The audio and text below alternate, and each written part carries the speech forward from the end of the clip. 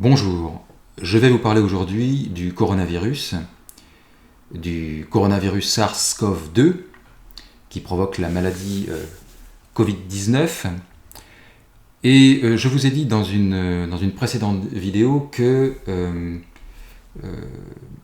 ce coronavirus ne provoquait pas seulement de la fièvre, mais qu'il rendait fou également, et que nous étions entrés dans un grand délire collectif, une grande folie collective, une hystérie collective, une terreur généralisée,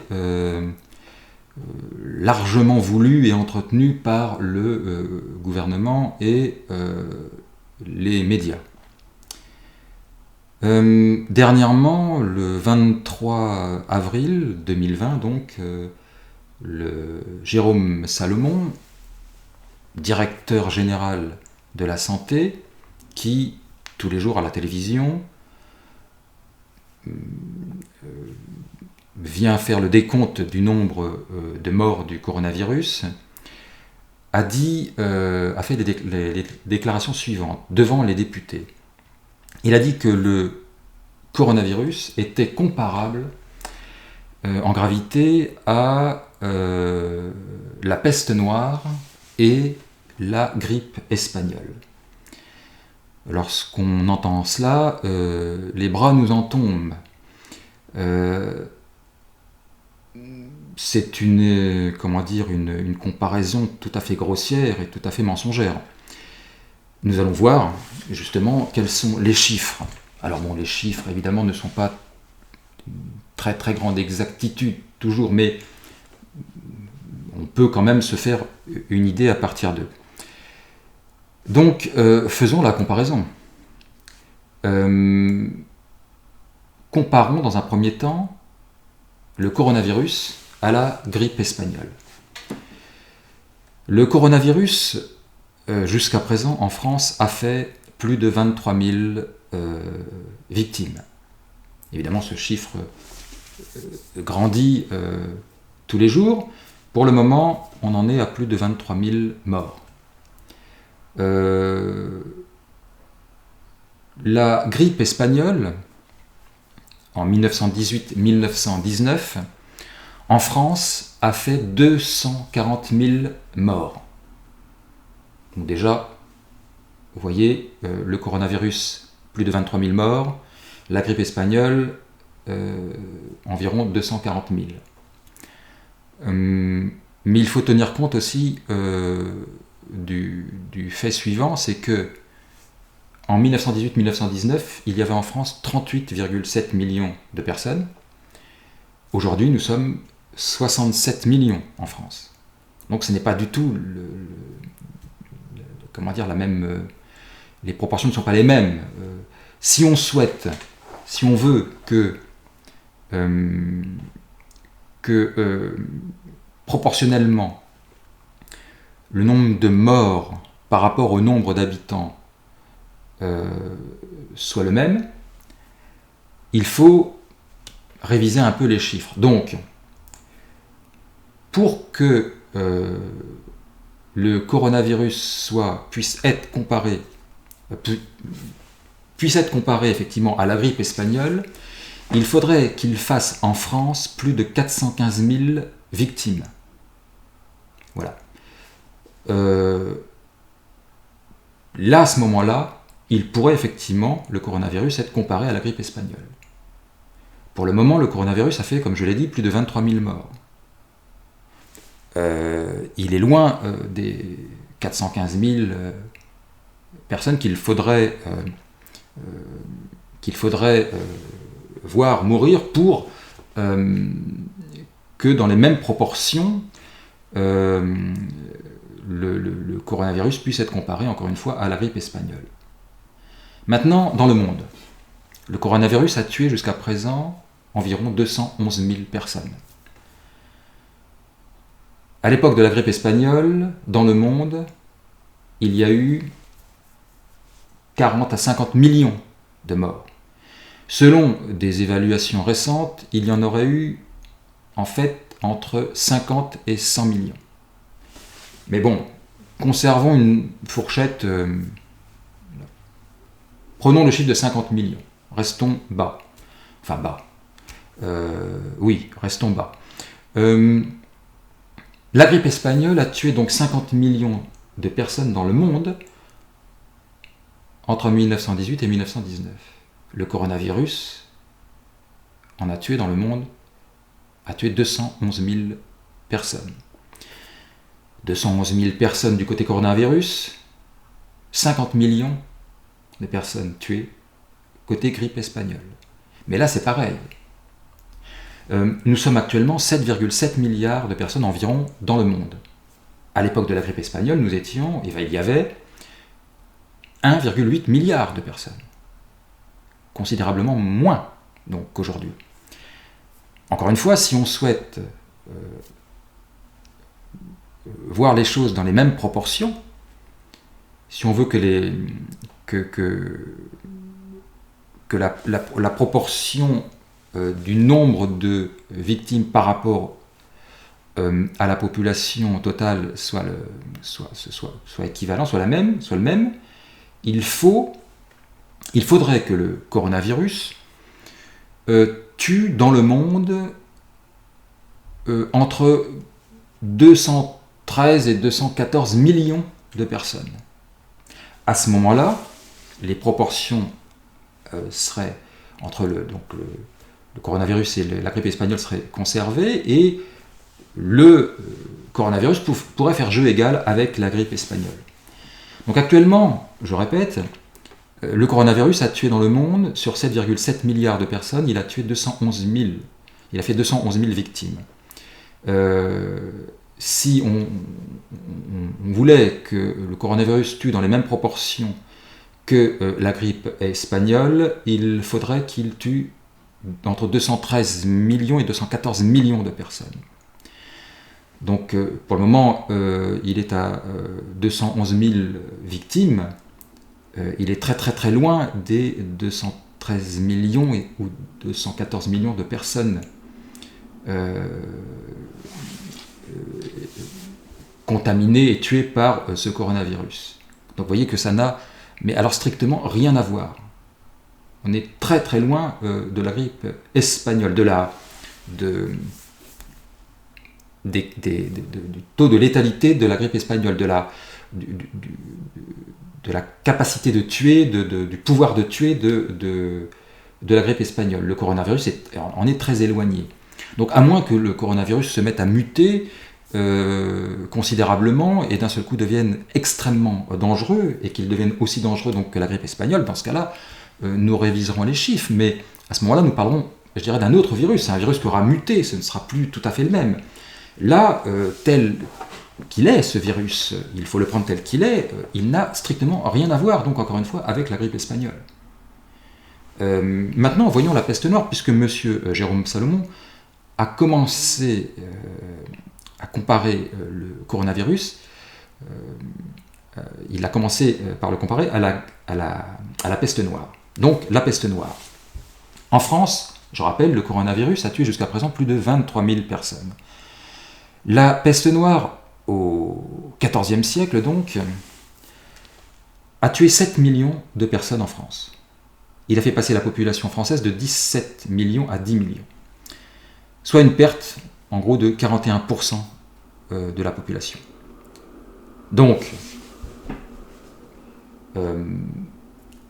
le coronavirus, je répète, en France, plus de 23 000 morts. La peste noire, 7 millions de morts. Plus de 23 000, 7 millions, enfin, voilà. Et encore une fois, il faut tenir compte, du nombre d'habitants en France à l'époque de la peste noire.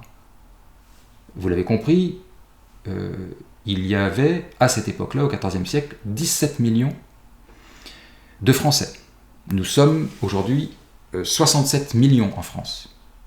Donc, il faut conserver les proportions si on veut se rendre compte si effectivement le coronavirus est aussi dangereux que la peste noire.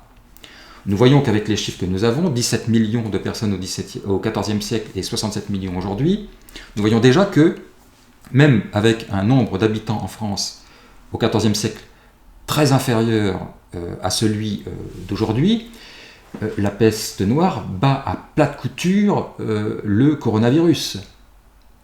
Coronavirus qui est très très loin des 7 millions de morts, puisqu'encore une fois, il est à plus de 23 000 morts. Il faut répéter les chiffres pour bien, parce qu'il y a beaucoup de gens qui sont dans une panique, une hystérie, ils ont perdu tout sens commun. Donc il faut répéter les chiffres pour bien faire comprendre. Donc si on souhaite conserver les mêmes proportions, il faudrait que le coronavirus, pour être un tueur aussi impitoyable que la peste noire, il faudrait qu'il tue, ce coronavirus, en France, plus de 27 millions de personnes. À ce moment-là, le Covid-19 pourrait être comparé à la peste noire. Mais, je répète encore une fois, pour le moment, nous sommes à plus de 23 000 morts par le coronavirus. Il faudrait, pour qu'il soit aussi dangereux que la peste noire, qu'il tue plus de 27 millions de personnes. Il faudrait que le coronavirus tue plus de 27 millions de personnes. Donc là, pour passer de plus de 23 000 morts à plus de 27 millions, voilà, vous comprenez, c'est donc complètement, c'est d'une grossièreté incroyable de comparer, et c'est même totalement irresponsable, c'est scandaleux, c'est révoltant. C'est fait pour terroriser la population, afin de lui faire accepter ce confinement qui n'aurait pas dû avoir lieu si les choses avaient été faites correctement, s'il y avait eu des tests, si on avait fermé les frontières, etc. Enfin, vous connaissez le problème, mais voilà, il faut donc absolument faire croire que ce coronavirus est un tueur aussi impitoyable que la peste noire ou que la grippe espagnole, ce qui est, comme vous le voyez, complètement faux. Et aussi, il faut faire passer certaines lois, certaines nouvelles règles de vie en commun, qui seront tout à fait liberticides. Donc, pour cela, il faut terroriser sanitairement les gens, afin de pouvoir les terroriser politiquement, je dirais. La terreur sanitaire doit servir la terreur politique. Les gens qui ont peur, qui sont terrorisés, acceptent beaucoup plus facilement des lois liberticides qu'ils auraient farouchement combattues, ou auxquelles ils se seraient farouchement opposés si on avait tenté d'instaurer ces lois comment dire, dans un climat normal. Voilà. Donc avec la peur, on fait tout passer, on fait tout accepter. Donc il faut faire peur. Et je pense que, évidemment, c'est fait pour ça. Alors, continuons. Je n'ai pas donné le nombre de victimes de la peste noire. Alors là, pas dans le monde, mais en Europe.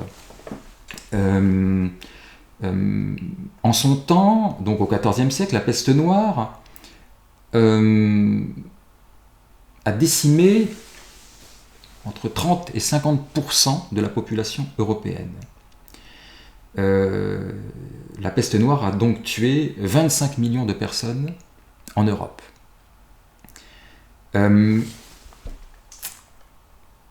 En Europe, aujourd'hui, le coronavirus a tué plus de 119 000 personnes.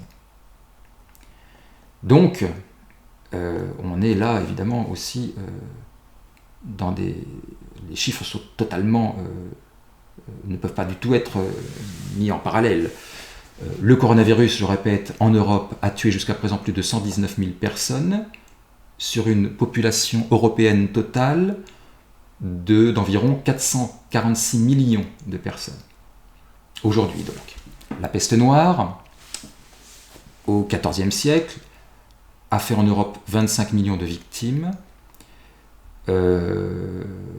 et donc a décimé, comme je l'ai dit, près de la moitié de la population européenne, qui était, je crois, à l'époque du XIVe siècle, au XIVe siècle, en Europe, il devait y avoir enfin, on trouve des chiffres très différents, en gros, il y avait à peu près en Europe 65 à 75 millions de personnes. 65 à 75 millions de personnes en Europe au XIVe siècle, 446 millions de personnes aujourd'hui en Europe. Et donc, le nombre d'habitants en Europe a considérablement augmenté. Et pourtant, la peste noire en Europe bat très largement le coronavirus, avec 25 millions de victimes, par rapport au coronavirus qui, lui, a fait 119 000 victimes. Mais c'est la même chose, il faut garder les mêmes proportions. Si on souhaitait avoir des chiffres qui nous fassent comprendre combien le coronavirus devrait tuer de personnes aujourd'hui en Europe pour pouvoir être comparé à la peste noire, il faudrait que le coronavirus tue donc en Europe entre 133 millions et 223 millions de personnes. Voilà.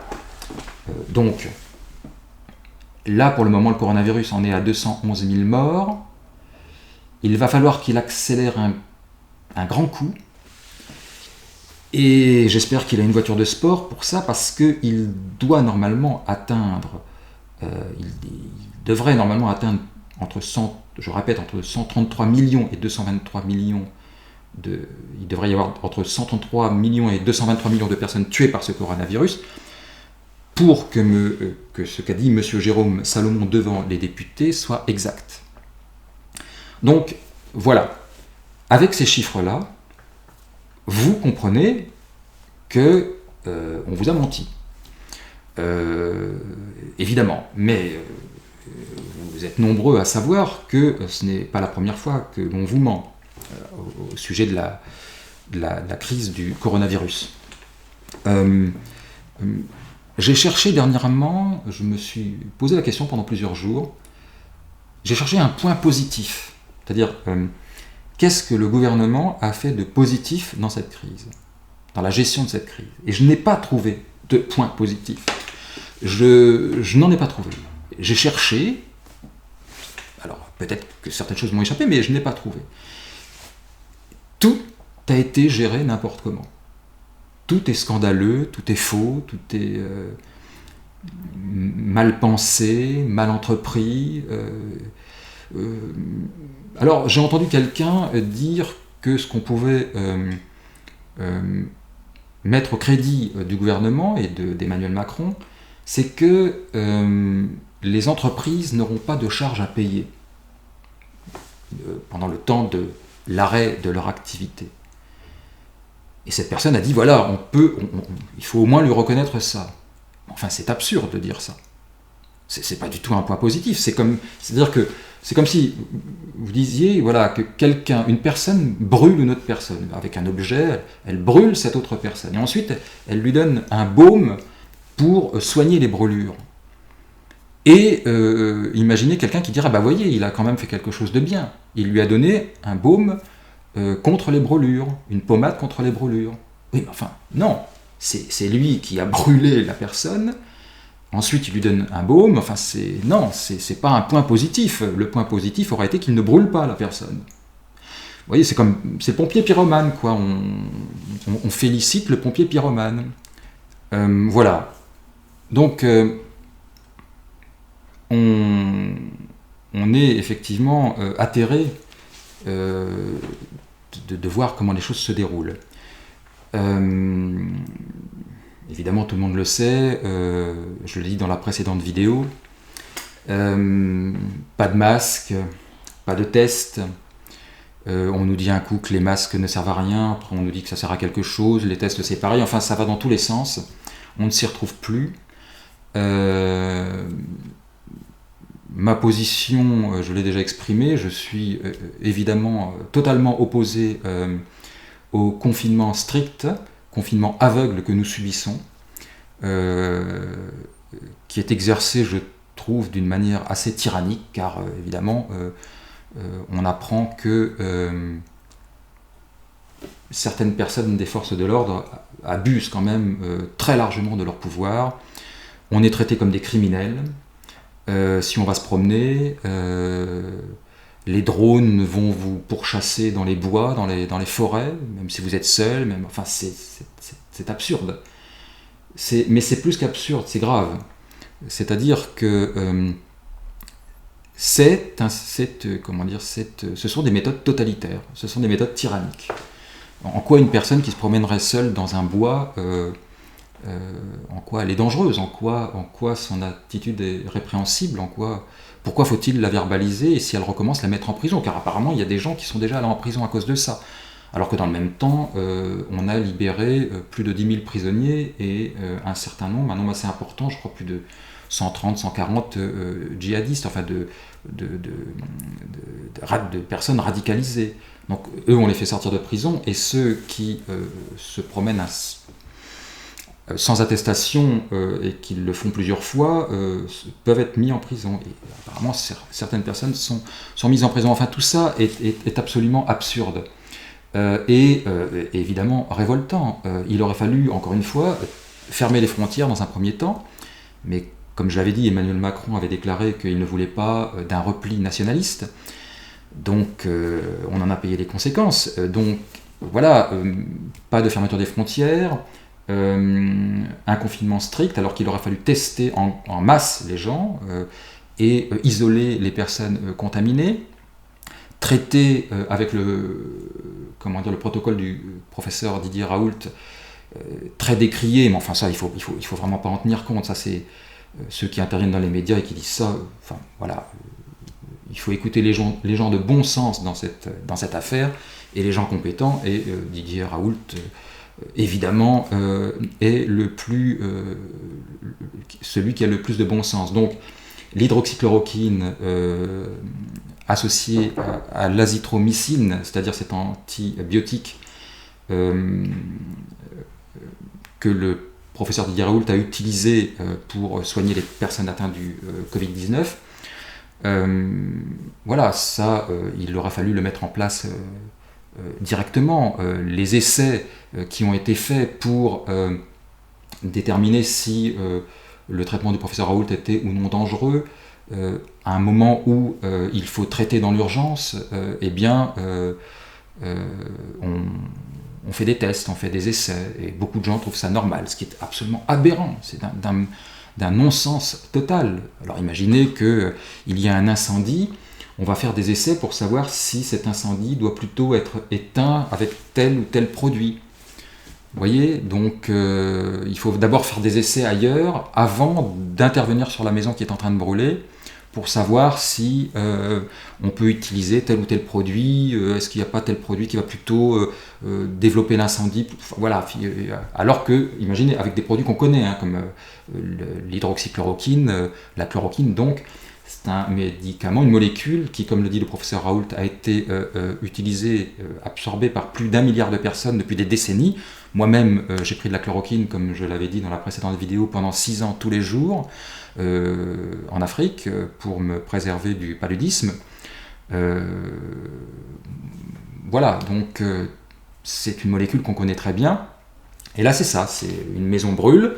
On se dit, tiens, avec quoi va-t-on éteindre l'incendie? Nous avons tel type de produit, celui-là, on le connaît très bien, ce produit-là.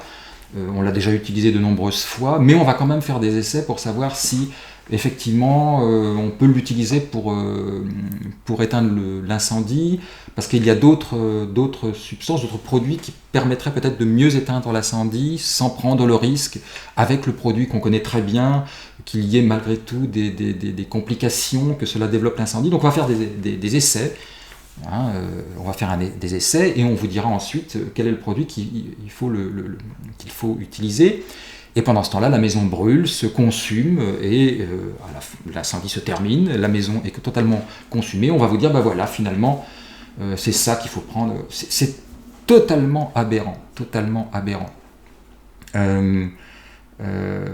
Mais on sait qu'il y a les laboratoires derrière tout ça qui ne souhaitent pas que l'hydroxychloroquine qui ne coûte rien soit employée, qui puisse être fabriquée par n'importe quel laboratoire, parce que je crois que cette molécule n'a pas de brevet, enfin tout le monde peut s'en servir, la fabriquer. Et donc les laboratoires, eux, ont plutôt envie de trouver un médicament qui coûte cher, qui fera leur fortune, ou un vaccin qui évidemment sera vendu par eux et qui, là aussi, fera leur fortune. L'hydroxychloroquine du professeur Didier Raoult, ça les embête considérablement, et il y a beaucoup de médecins, beaucoup de journalistes, beaucoup de personnes qui viennent dire à la télévision, dans les médias, qu'il faut se méfier de l'hydroxychloroquine, évidemment. Tout ça est assez révoltant, mais bon, voilà, tout est géré comme ça. Il y a absolument, enfin moi je n'ai pas trouvé un seul point positif dans cette gestion. Rien, absolument rien. Ce qui est assez exceptionnel quand même, il faut quand même le faire. Maintenant je dirais la chose suivante, à propos de cet enfermement strict, ce confinement strict, qui, encore une fois, on le sait, les pays qui ont eu recours au confinement strict ont vu le nombre de personnes contaminées plutôt augmenter, et celles qui ont eu recours aux tests avec isolement des personnes contaminées et traitement des personnes contaminées, entre autres justement avec de l'hydroxychloroquine, comme les Américains, comme en Corée du Sud. Voilà, ces pays-là ont eu moins de morts, ils ont mieux géré la crise. Ils n'ont pas confiné la population dans son ensemble. Ils n'ont pas arrêté leur économie. J'entendais dernièrement sur une radio d'information un journaliste qui disait qu'en Angleterre, ils étaient en train de se poser la question de savoir si la crise économique qui va suivre la crise sanitaire n'allait pas être pire. C'est-à-dire, est-ce qu'il n'y aurait pas plus de victimes du confinement et de l'arrêt de l'économie, avec toutes les conséquences négatives que ça a, que de victimes du coronavirus? Vous voyez, donc oui, parce que quand vous arrêtez l'économie d'un pays, vous savez, quand on veut punir un pays et qu'on organise un blocus économique, vous savez, on ne lui fournit plus certaines choses, on ne lui vend plus certaines choses, on fait un blocage économique, le pays est économiquement gelé en quelque sorte, et on sait que cela, ça fait des victimes. Le chômage fait des victimes. Le chômage peut provoquer l'alcoolisme, par exemple, qui, évidemment, provoque des morts. Enfin, les conséquences de la pauvreté, les conséquences de la précarité sur la vie sont nombreuses. Donc, c'est totalement irresponsable d'avoir tout arrêté. En disant cela, je reprécise encore une fois, je ne suis pas pour la consommation à tout va. Évidemment, nous consommons trop, nous sommes dans un excès à ce niveau-là, mais de là à arrêter un pays, c'est catastrophique. Donc les conséquences vont être désastreuses. Maintenant, on nous dit que le coronavirus s'attaque au système immunitaire. Entre autres, c'est évidemment plus compliqué que ça, mais il s'attaque au système immunitaire. Et donc, si on a un système immunitaire fort, on résiste mieux. Mais le confinement, c'est très mauvais ça pour le système immunitaire. On nous explique, les médecins, le corps médical nous explique depuis longtemps qu'il faut avoir une activité physique, qu'il faut bien manger, qu'il faut sortir, qu'il faut prendre le soleil, qu'il faut avoir une activité pour stimuler le système immunitaire. On sait que par exemple le soleil, les UV permettent de synthétiser la vitamine D. Sinon, nous sommes en manque de vitamine D, donc c'est le soleil qui permet ça. Donc encore une fois, on nous dit que pour être en bonne santé, il faut faire du sport, il faut sortir, il faut prendre le soleil, il faut bouger. Donc le fait d'être enfermé comme des sardines en boîte, en nous terrorisant, c'est très très mauvais ça pour la santé. Ça aura des conséquences, évidemment. Maintenant, on nous explique que, évidemment, les hôpitaux n'ont pas suffisamment de moyens, pas suffisamment d'argent, pas suffisamment de masques, pas suffisamment de tests, pas suffisamment de lits, pas suffisamment de respirateurs. On le sait tous à peu près, pendant des années, des lits ont été fermés, et je crois qu'en 15 ans, 70 000 lits ont été... on a perdu 70 000 lits en une quinzaine d'années. On le paye aujourd'hui. La délocalisation des entreprises est une catastrophe. Les masques, les médicaments, toutes ces choses-là sont produits à l'étranger, en Chine notamment. Tout est négatif. C'est pas compliqué, tout a été mal fait, mal géré, mal pensé, par des gens totalement incompétents. Les hôpitaux, comme je le disais, ont besoin de moyens. Ils en manquent déjà cruellement. En arrêtant l'économie, en tant qu'une grande partie de l'économie, qu'est-ce que l'on fait ? On met en péril encore plus les hôpitaux, les cliniques, parce que les hôpitaux sont payés par quoi ? Sont financés par quoi ? Il faut des impôts pour ça, il faut qu'il y ait une activité économique sur lesquelles on prélève des impôts, et ces impôts-là sont redistribués notamment dans le système de santé. Donc en bloquant l'économie, c'est une folie. C'est une folie. Déjà, encore une fois, que les hôpitaux manquent de moyens financiers, le fait de tout arrêter comme ça, c'est extrêmement inquiétant. Et on nous dit qu'on va payer, que le gouvernement dit qu'il va payer, il va payer de ci, de là, tous ceux qui auront perdu de l'argent, mais si l'argent n'entre pas dans les caisses, comment va-t-on le redistribuer ? Au bout d'un moment, ça risque d'être encore plus problématique que ça ne l'était jusqu'à présent. Donc, moins d'argent dans les caisses de l'État, moins d'argent pour les hôpitaux. Donc on aggrave le problème, en fait. On risque d'aggraver le problème. Vous voyez, tout cela est absolument insensé. Absolument insensé. Tout le monde est devenu fou, et je repense régulièrement à cette phrase de Solzhenitsyn qui disait vous, en Occident, vous êtes dans une éclipse de l'intelligence.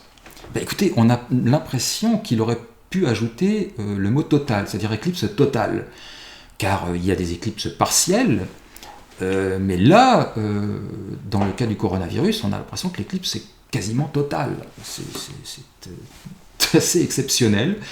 Voilà, maintenant, il y a aussi autre chose.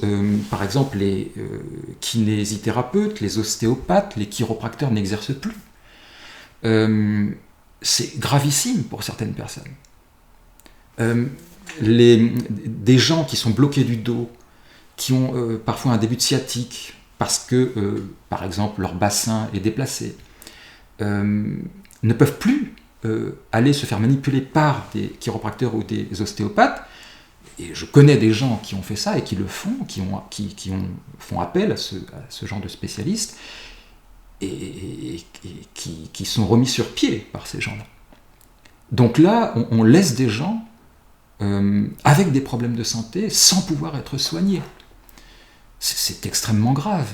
Vous savez que, justement, et là je parle d'un cas que je connais, quelqu'un qui doit aller voir un chiropracteur parce que depuis des semaines, à cause du confinement, elle ne peut pas se faire soigner par son chiropracteur ou son ostéopathe, et donc le problème qu'elle a au niveau du dos perdure. Il est nécessaire qu'elle fasse un scanner à l'hôpital ou dans une clinique. Et bien, tout ça est impossible. Ça ne répond même pas, paraît-il, dans les cliniques. Quand cette personne appelle, n'arrive pas à obtenir le service qui fait les scanners. Et de toute manière, à l'accueil, on lui a dit qu'il n'y avait pas d'examen, que les examens étaient reportés après le confinement. Donc, vous avez des personnes qui ne peuvent pas faire d'examens médicaux dans les hôpitaux et dans les cliniques, des scanners, des radios, parce que les services sont fermés. Aux personnes extérieures, aux personnes qui ne sont pas les patients de ces établissements. Et donc là, dans ce cas-là, le cas que je connais, pas de scanner dont le chiropracteur et l'ostéopathe ont besoin pour voir un peu comment ils doivent agir pour aider cette personne à se remettre sur pied. Donc c'est gravissime, on le sait, des opérations chirurgicales sont reportées, parce qu'elles ne sont pas si graves que ça, vous voyez. Enfin, c'est extrêmement choquant. Il n'y a plus, les gens ne peuvent plus mourir que d'une chose aujourd'hui, c'est du coronavirus. On ne meurt plus du cancer, on ne meurt plus de la grippe, on ne meurt plus d'embolie cérébrale, on ne meurt plus de rien d'autre que du coronavirus. Tout le monde compatit avec ceux qui attrapent le coronavirus, mais personne ne parle des gens qui continuent à être malades et à mourir d'autres maladies, et dans des proportions souvent plus importantes. Il y a 9 millions de personnes qui meurent dans le monde du cancer. Il y a des gens qui meurent de malnutrition, mais on ne parle que du coronavirus. Que du coronavirus. Il n'y a plus que ça. Donc, ce n'est pas être solidaire avec les malades que de ne tenir compte que des malades du coronavirus et en oubliant totalement les autres. Non, c'est encore une fois une espèce de folie collective qui fait que on obstrue les choses d'un certain côté, on ne voit plus du tout certaines choses, et on est focalisé, et on grossit à la loupe un point. Voilà, donc tout cela est évidemment assez inquiétant. On sait aussi que les chiffres actuels, le nombre de morts qu'on attribue au coronavirus, on commence aussi à avoir des doutes là-dessus, parce que on a des exemples de personnes qui ont été considérées comme ayant été tuées par le coronavirus, alors qu'on n'avait pas fait le test, on ne savait pas si elles avaient le coronavirus. Beaucoup de personnes s'étonnent qu'il y ait cette année beaucoup moins de morts de la grippe, beaucoup moins de morts de tout un tas de maladies infectieuses. On se demande si ces personnes-là ne sont pas considérées comme des victimes du coronavirus. Vous voyez, par exemple, il paraît que, je crois, dans les maisons de retraite, dans certains établissements hospitaliers, si une personne dans une chambre où il y a 2 ou 3 personnes est atteinte du coronavirus et meurt, eh bien, si les autres personnes viennent à mourir, je crois que c'est dans les maisons de retraite, viennent à mourir par la suite, on dira, comme elles étaient au contact d'une personne qui avait le coronavirus, elle est certainement morte de ça. Donc tout ça n'est pas clair du tout. Il faut rester prudent, il faut garder son sens critique et évidemment ne pas avaler tout ce qu'on nous dit. Enfin, ce que les médias officiels nous disent, évidemment. Et lorsque, comme je l'ai dit au début, on entend M. Jérôme Salomon dire que le coronavirus est aussi dangereux que la peste noire et que la grippe espagnole, on a vraiment de quoi s'inquiéter. On ne peut pas avoir confiance. Voilà, je vous remercie de m'avoir écouté. Soyez prudents, respectez les règles d'hygiène qui vous permettent d'échapper au Covid-19, mais que les règles d'hygiène et de sécurité que vous imposez soient dictées par la raison et la prudence, et non par la terreur et l'hystérie. Voilà, donc merci encore une fois de m'avoir écouté, et je vous dis à très bientôt. Je vous invite à vous abonner à ma chaîne, à cliquer sur j'aime, à partager cette vidéo, à laisser un commentaire et à m'apporter votre soutien en passant par le lien prévu à cet effet.